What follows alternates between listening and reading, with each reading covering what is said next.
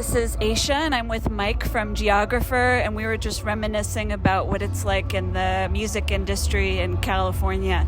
How do you think the pandemic has affected the music industry that we haven't heard about? I think that more artists are writing for other artists and for commercials and stuff than ever were before, because touring obviously was not an option, and that was most artists' main revenue stream.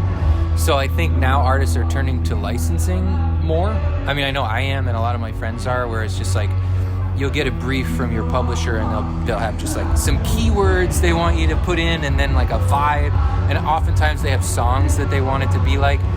And it's really fun. I've actually gotten a lot of good, genuinely good songs that I'm proud of out of it. It's not like what it used to be in the 90s, where it's like jingles. Like now they actually want like a real song.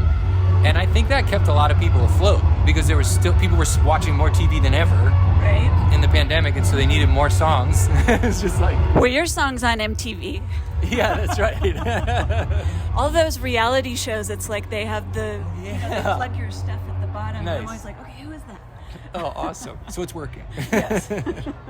Well, that's good. So what was it like opening up the festival today? So fun. It was like, it's so nice after a club tour that I just went on is really intense. And you show up and like whatever the sound person at the venue, whatever their attitude is, that's your night, But to show up at a festival like this, everybody is so professional and just like everything's where it needs to be. It's incredible. Okay. You're like the least prepared person here. That's always a good thing. And it was great. I mean, it was awesome to start the day and to see all those people sort of like pile in. That was really cool. And yeah, just now I get to relax and eat food and, and enjoy all these amazing people. Enjoy. Who are you looking forward to seeing today? I mean, these guys, Wolf Parade.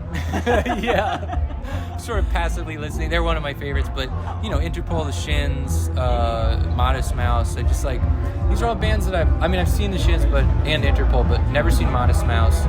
And yeah, a lot of those songs, they just mean so much to me. They're just like, really kind of shaped me as an artist, so it's pretty special for me to be here, like to be like a part of, this sort of circle of musicians in a way, of like of an era of music. It's pretty cool. What memory stands out to you playing in California? Is there anything special that stands out? I mean, I've had a lot of really awesome California shows, but I would say obviously the biggest one for me was that first Outside Lands I played, where it's just like 20,000 people. I was so not ready for it. I was just so nervous. I even wrote out every word that I was going to say on stage, which and oh my God, and I crowd surfed for the first time in my life there as well. And I was really rigid, and I looked like Jesus. I was like this immortalized. Was your hair longer? No. Yeah, that was probably my favorite. But then after that, I played a lot of museum shows in LA and San Francisco. And those were really cool. Like I played at the Getty, and it was so beautiful just at the top, on that top level, and the lights against those rocks. And yeah, it was just a magical night. Do you remember playing at Stern Grove in San Francisco? Absolutely. I was at that show. We weren't close to the stage, but we could hear you. We were kind of like... Yeah, that was beautiful. And Kronos Quartet. And then I think I played with the Magic Quartet for that. Did I maybe played with some strings? Yeah, I think so. Yeah. Maybe I had a trio. That was like 8 years ago. Yeah, it was real. So it was really beautiful arrangements, a gorgeous location. It was nice just being out in the open, kind of like here, right? Yes, exactly. I mean, it's nothing like a festival. It's so thrilling. Yeah. And what's next on your agenda? Do you have new material that you're going to be releasing? Well, I'm actually playing Stern Grove in a month. Oh, you are? Yeah. Well, then. Count me in. Yeah. With the Cold War Kids, actually. It's going to be a good one. And, I'm writing new music. I would say I'm 75% done with the writing, and then I'm going to start recording for real. But I'll probably release like an acoustic version of a song that I'm not allowed to say, but it's going to be very pretty. And then, just writing. I'm in like a writing phase, which I always love. And the best way for people to find you online with socials and all that good stuff? Oh yeah, I should say I'm playing the Troubadour August 26th. That's like probably my biggest show coming up. That's really intimate. Yeah. And it's such a legendary. All my favorites played there, and you can feel it. It's like these things that kind of mean nothing, but you have to believe in them, to make life worth living. You do it. Like, I can't believe I'm sitting here with you, but it's happening, right? Right, exactly. I'm not here right now, but I'm here. Yeah, you have to lean into those feelings of this is important, Yes. I'm so into deconstructing. But what was your question?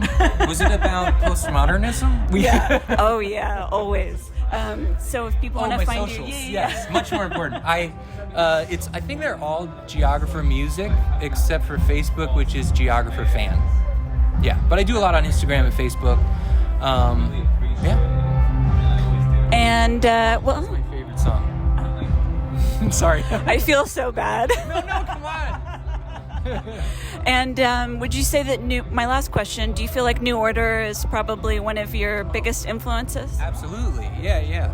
It's like I picked Age of Consent to cover, but I could have just as soon picked many others. It's just Regret or Ceremony. I mean, because they're kind of like the band that shows you don't need to be a really good guitar player to play really good guitar lines. And that's certainly the boat that I was in, is I had no idea what I was doing. It's sort of I was just deep sea diving every time. It's what do I find here? I don't know. And New Order was a real guiding light for me of just those simple riffs that really hit you right in the heart, And it's strange because they're so simple. It's just sometimes it's just 4 notes, or just 2. Mm-hmm. Yeah. Yeah.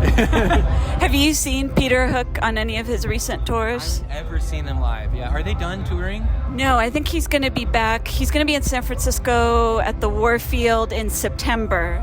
Just the bass player? Or he has some other musicians with him and his son. They're not on New Order, no. Yeah, he's not on good terms with Bernie, but you never know. He's open to, he said you never know. Nice. When I talk to him. Promising. It's better than Oasis. Keep our fingers crossed. Yeah. Well, thanks so much for hanging out with me, and hopefully we'll get to enjoy more of the music. Yeah, and I'll see you at Stern Grove. Yes.